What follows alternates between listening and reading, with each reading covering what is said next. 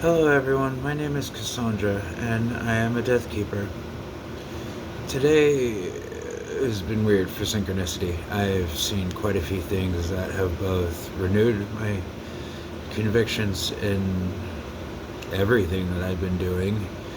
More of me waving a little flag saying Cassandra's right, but also don't help.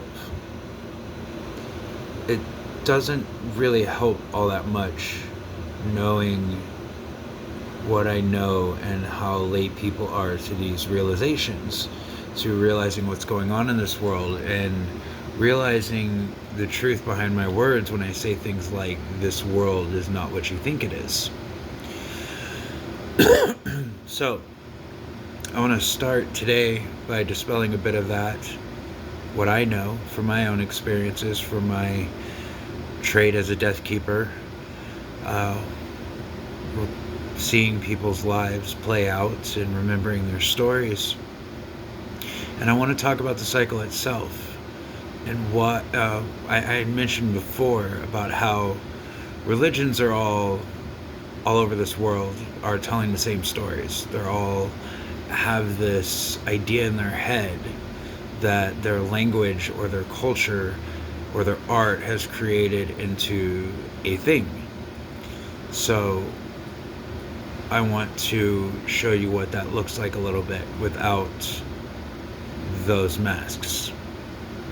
And today I want to talk about the death cycle, because I'm sure a lot of you grew up in school with a life cycle presentation, probably heard about water cycles and all kinds of things like that. And this is something that we know in sacred geometry, that time itself exists kind of as a layer above us and between what exists beyond, what we would call we call the aether or the metaphysical, and what science kind of likes to line up for like 5D reality type thing, 4D being time.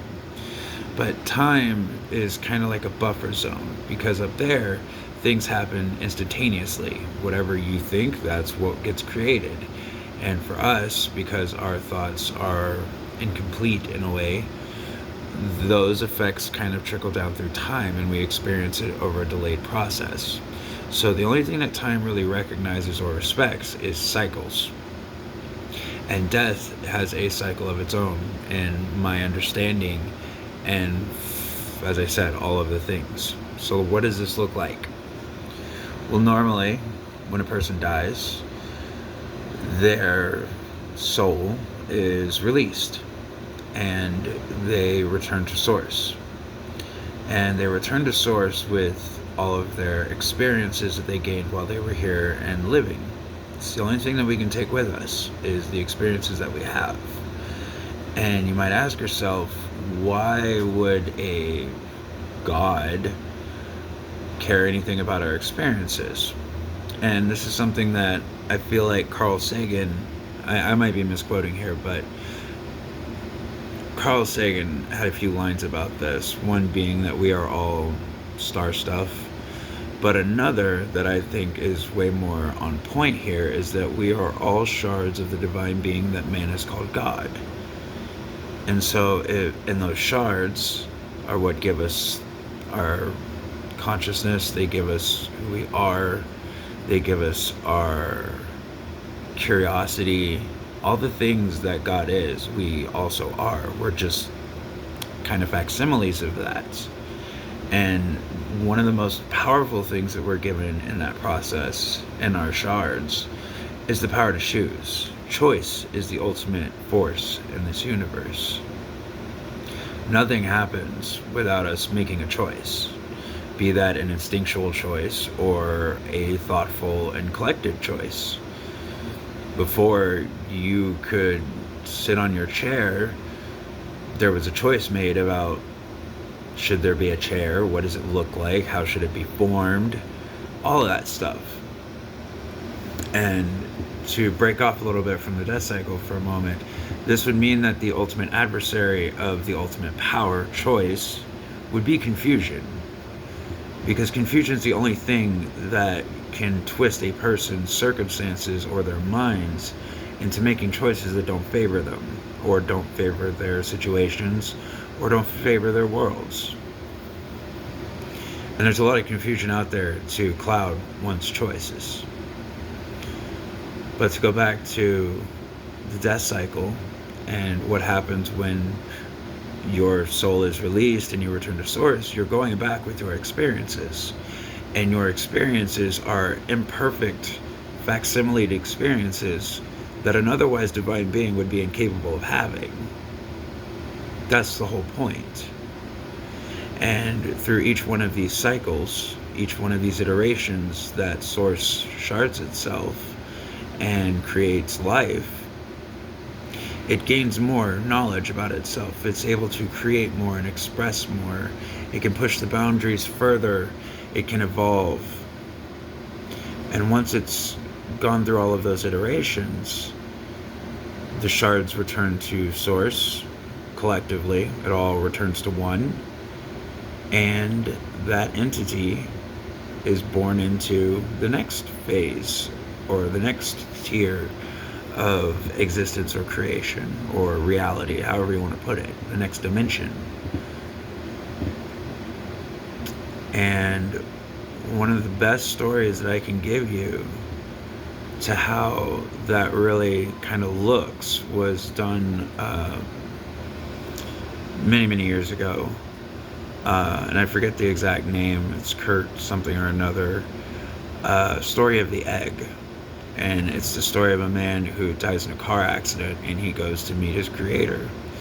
And he's asking him all these questions about the state of reality and where he is and what's going on. And, you know, they're just taking a walk.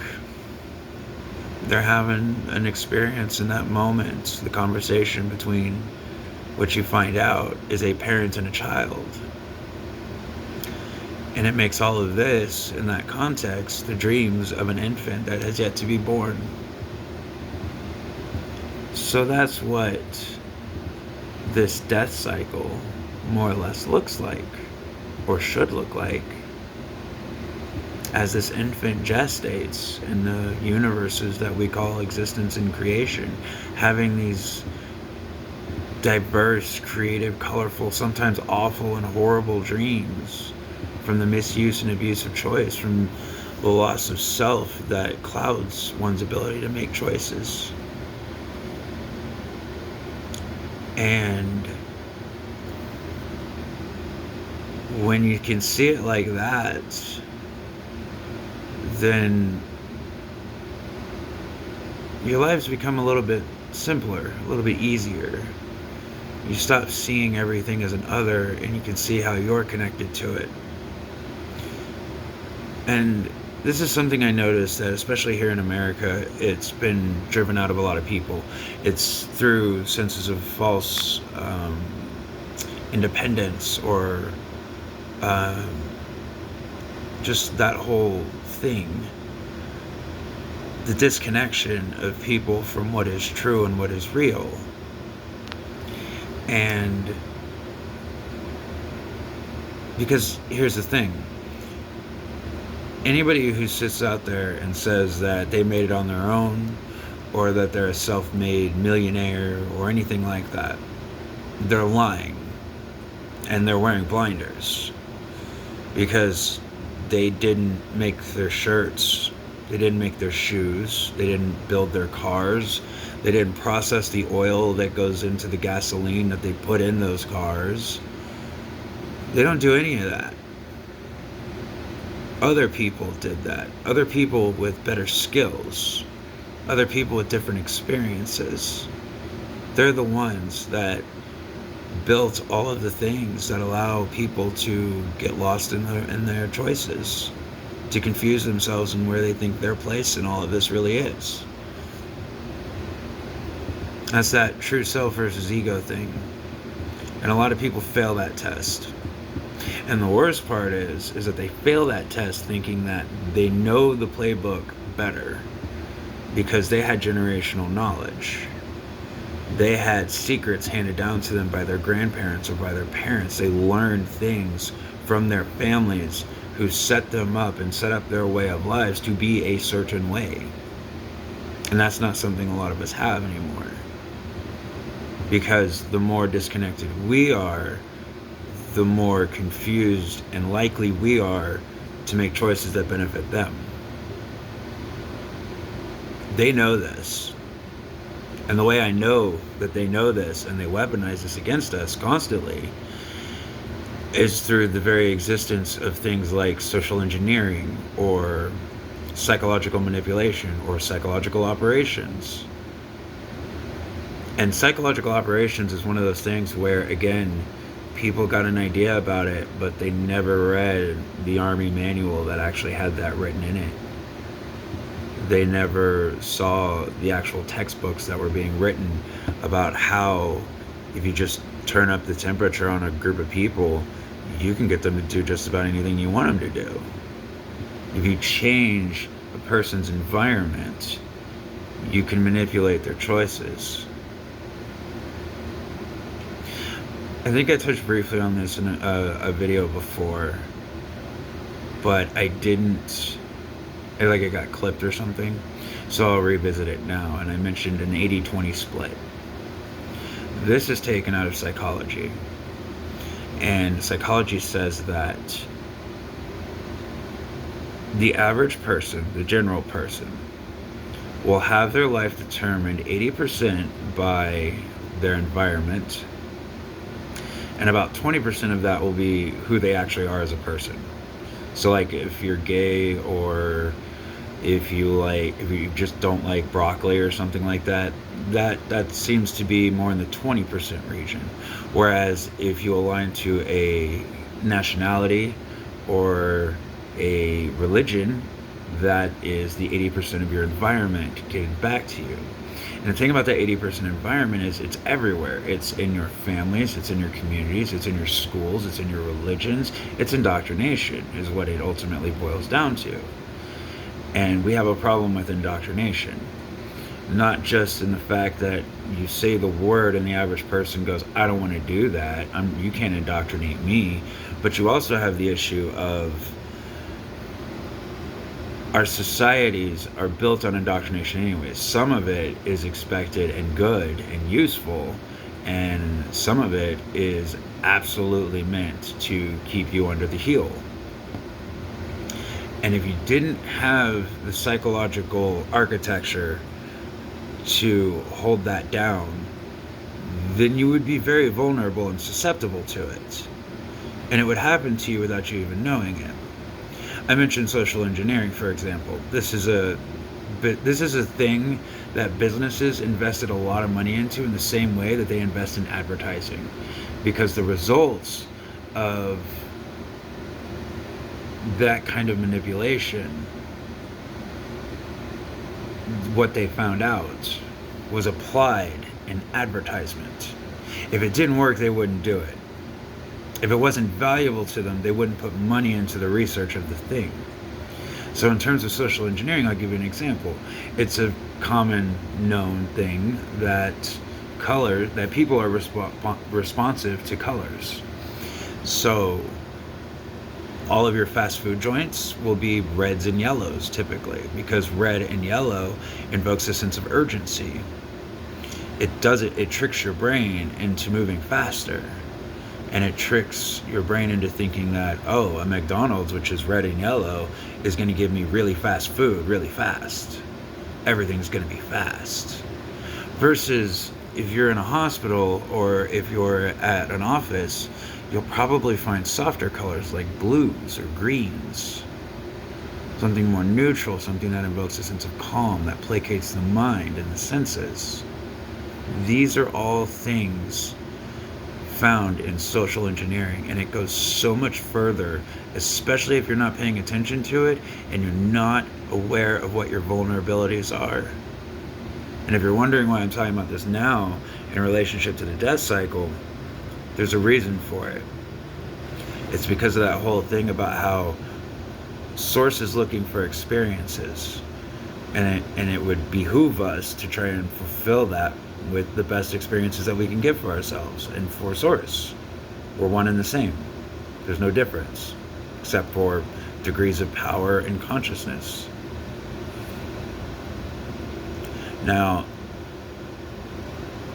where this comes back to the death cycle, and to where my role as a gravekeeper starts to take form, is by whatever dynamic belief structure, however you want to look at this, this is what I know.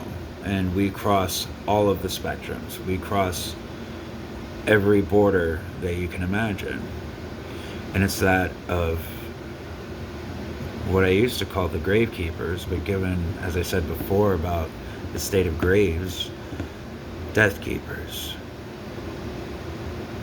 The ones who try to keep the balance in this whole system, and the ones who have to work through when the system fails. And you're probably wondering, what does it even mean for something like the death system to fail, or for a cycle like that to get broken? And what I mean is,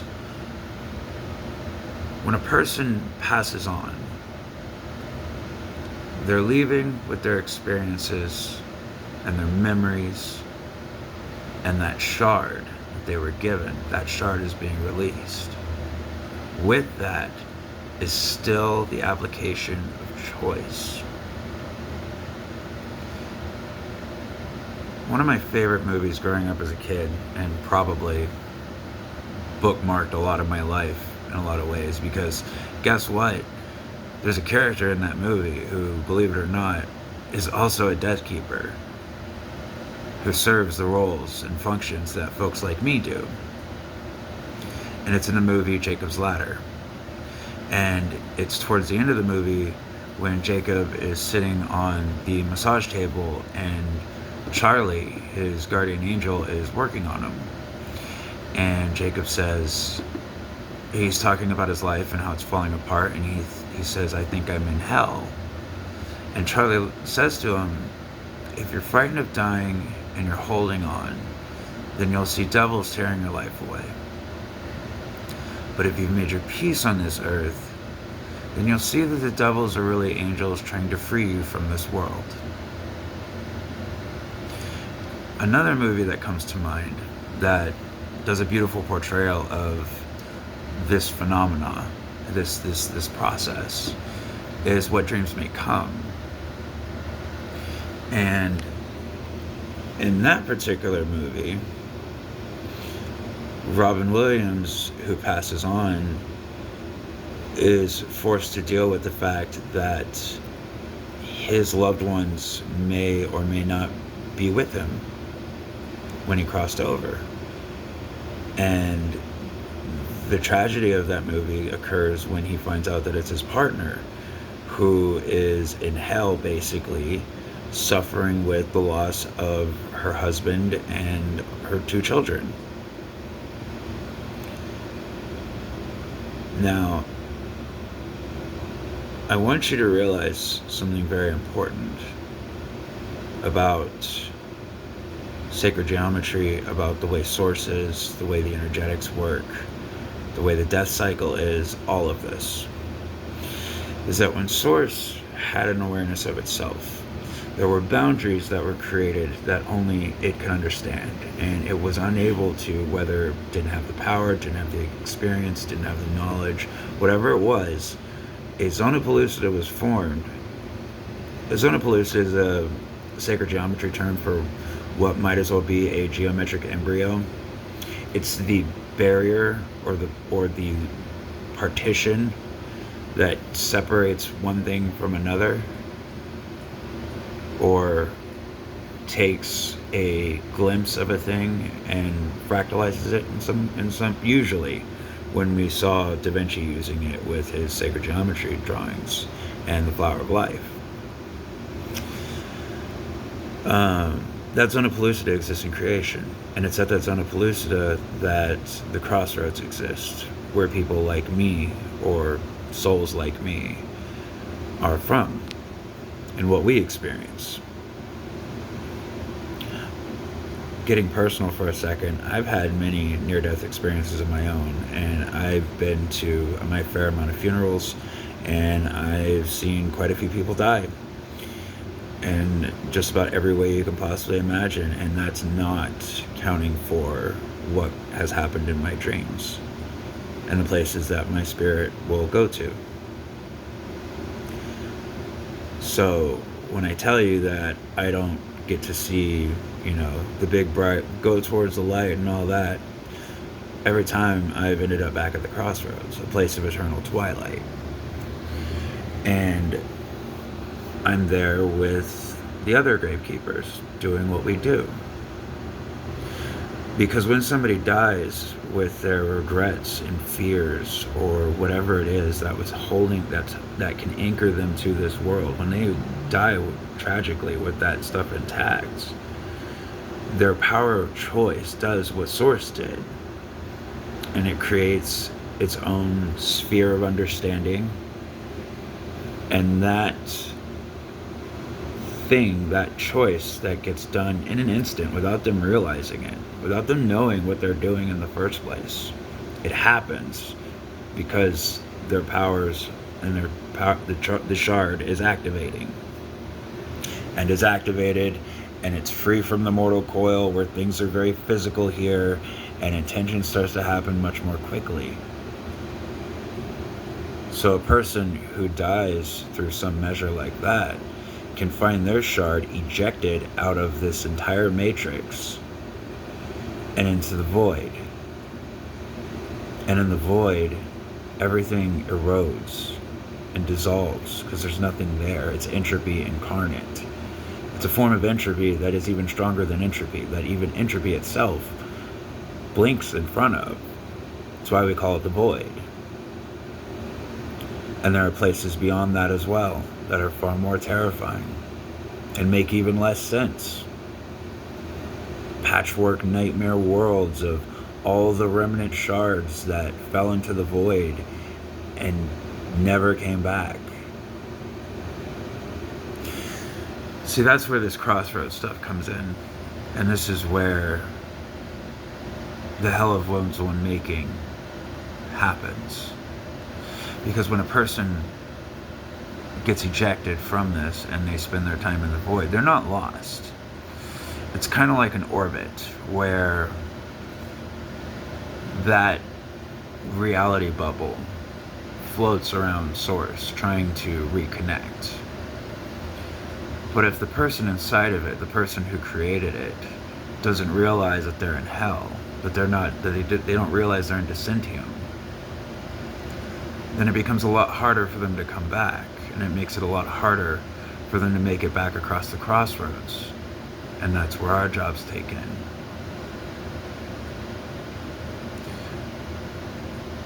As somebody from the crossroads, and I imagine there may be people like me that have had these very same experiences without all of the contextualization that I can give, will tell you that we've seen people come and go both directions all the time. Crusaders who thought that they were charging to defeat the devil, or mothers and fathers who lost their children in terrible tragedies. We've seen some of the worst of that. And the crossroads itself, and I don't know, it's hard to explain anything beyond 3, 4, and 5, basically, dimensions of reality, because it makes less and less sense, because the rules change. This is why you'll commonly hear us in the spiritual practice say things like, these are the rules until they're not. Everything is fine until it's not. This is the way it is until it isn't. Because change is constant. Evolution, growth, it's all built in. And we have to manage that. We have to navigate that.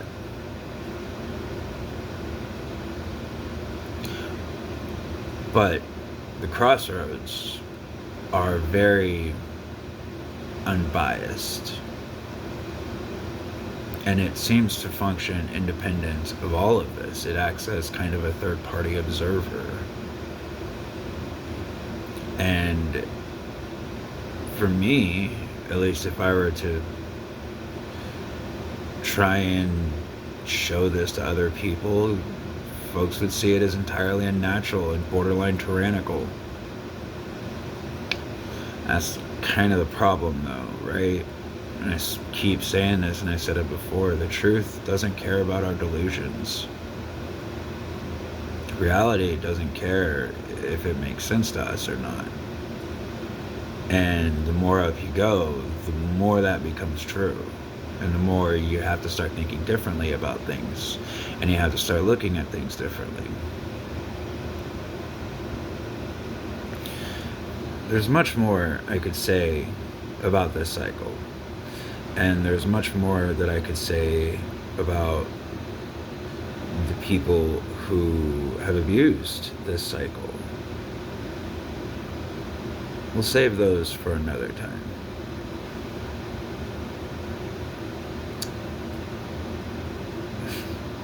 So I suppose I should try to offer something a little more practical here for those that have been in these spaces, they've had their experiences and don't quite know what to do all the time.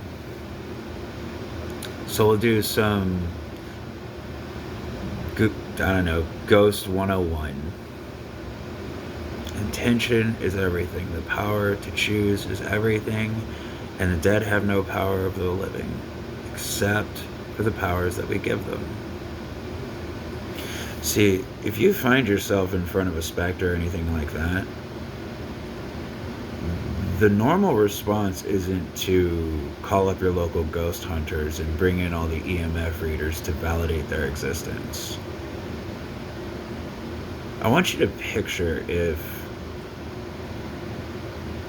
this person or this entity or something that people fantasize about in a lot of ways. Imagine if that person were a victim and then you showed up to do all these investigations, but it wasn't to find your killer or your attacker or your abuser. It was just to see if it happened, if it was real. That's what a lot of experience on the other side of that looks like and can feel like for them. One of the better ways I describe this to a lot of people is, imagine if you found yourself locked in a room and you couldn't get out and you were afraid. The worst thing that you could imagine was in your room, happening with you all the time, and outside your front door that you can't open because it's barred shut or something, you hear people calling your name and you try to call back, but nobody can hear you. And then this happens for days, for weeks even. Time doesn't really matter in your cycle. It's happening all at once, all the time. And it keeps happening in loops. And then you get mad and throw a cup. And somebody notices that. And now you have voices and ghosts all inside your room looking for you. But you have no way of actually reaching them. And you don't know what the hell's going on. You don't realize that you're the ghost.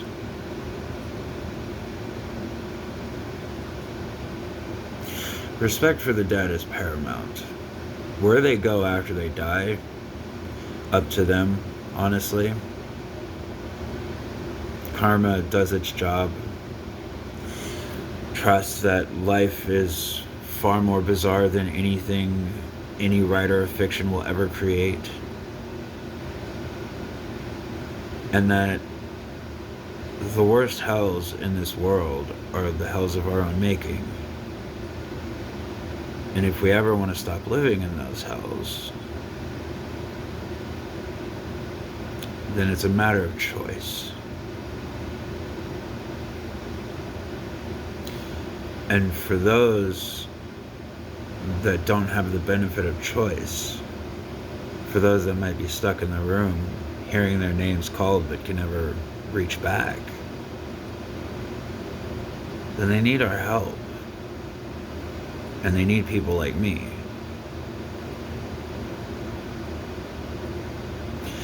In my first transmission, I mentioned that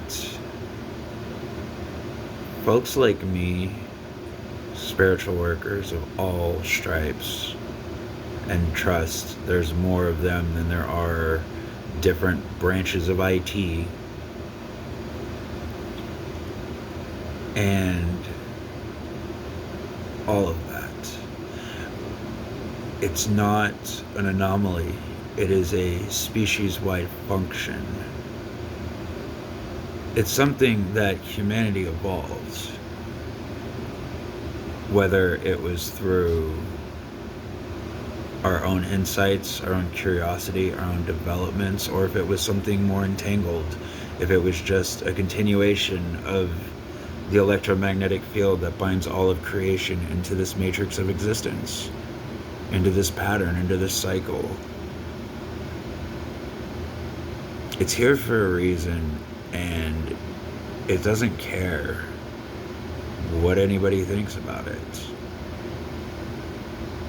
And that's especially true when it comes to the conversation of the Death Keepers of this world and death itself.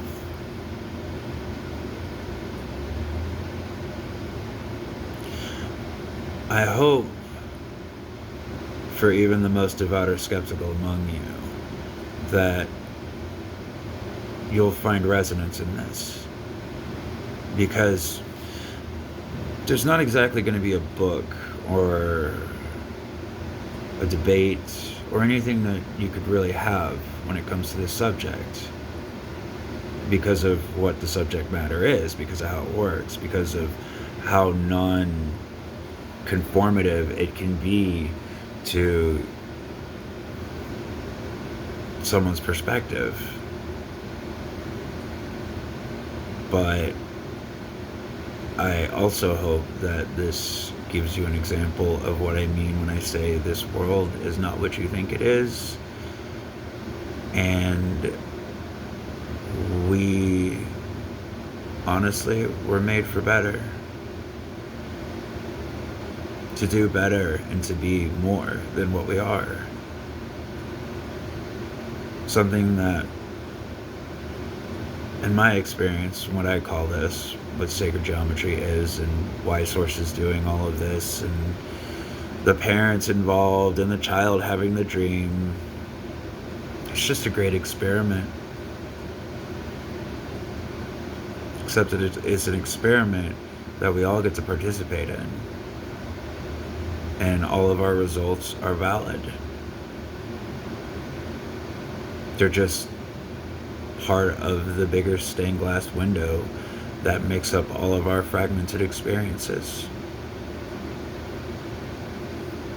And as I said, experience is what it's all about. My name is Cassandra. I'm your local death keeper, Been saying gravekeeper for 20 years, and not having graves after all this time and having some major perspective changes is making that one a lot harder to just change or stick.